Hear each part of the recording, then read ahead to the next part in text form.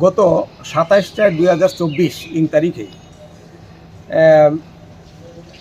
বিশালগড়ের একজন minor victim, ওকে সোনামুড়ার দুইজন accused, একজনের নাম সাদ্দাম হোসেন আর একজনের নাম অভিষেক চক্রবর্তী, এই দুইজন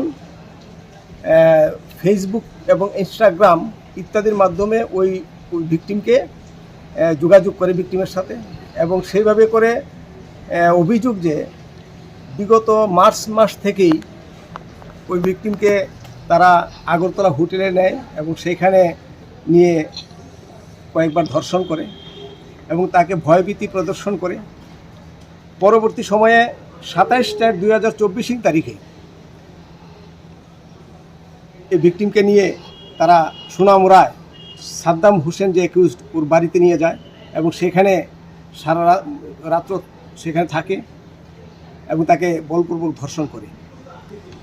এবং 2 নং যে বিবাদী অভিষেক চক্রবর্তী, সেও 1 নং বিবাদের অনুপস্থিতিতে সেখানে আবার তাকে ধর্ষণ করে। পরের দিন 28 তারিখ ও কোনো মতে পালিয়ে আসে বাড়িতে। 29 তারিখে ওর গার্ডিয়ান ওর হাঁটা চলা বা ইত্যাদি দেখে একটা সন্দেহ হয়।